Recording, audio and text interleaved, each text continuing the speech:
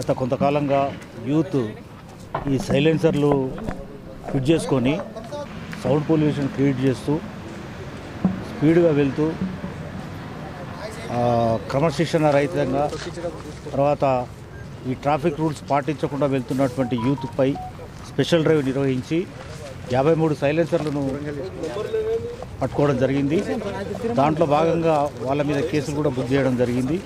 తర్వాత ఆ సైలెన్సర్లను తీసి 53 సైలెన్సర్లను ఈరోజు సిద్దిపేట ట్రాఫిక్ పోలీస్ స్టేషన్ పరిధిలో ఇక్కడ ధ్వంసం చేయడం జరిగింది. అయితే ముఖ్యంగా యూత్ గమనించవలసింది ఏంటంటే ఈ సైలెన్సర్లను పెట్టుకొని ఆనందంగా స్పీడ్గా వెళ్తూ ప్రమాదాలకు గురై చాలామంది చనిపోవడం జరుగుతుంది. వితౌట్ హెల్మెట్ లేకుండా నడపడం, తర్వాత అత్యంత స్పీడ్గా నడపడం, తర్వాత ఈ సైలెన్సర్ ఒకటి ఫిట్ చేసుకొని ఆనందంగా వెళ్తున్నాం అనుకుంటున్నారు. కానీ వాళ్ళ కుటుంబాల్లో విషాదాన్ని నింపుతూ ఎంతోమంది చనిపోతున్నారు. కాబట్టి ఈ విషయాన్ని గ్రహించాలి.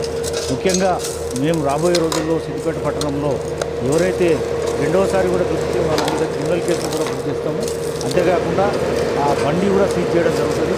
తర్వాత విద్యార్థులు ముఖ్యంగా గమనించాల్సింది ఏంటంటే ఒకసారి క్రిమినల్ కేసు బుక్ అయితే వాళ్ళ ఫ్యూచర్ కూడా చదువులో కూడా తర్వాత ఉద్యోగ విషయంలో కూడా చాలా ప్రాబ్లమ్స్ ఉంటాయి. కాబట్టి చాలామంది యూత్ గ్రహించాలి.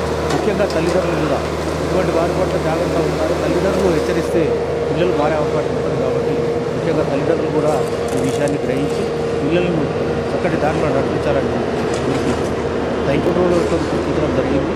వాటి తర్వాత కూడా ఇటువంటి స్పెషల్ డ్రైవ్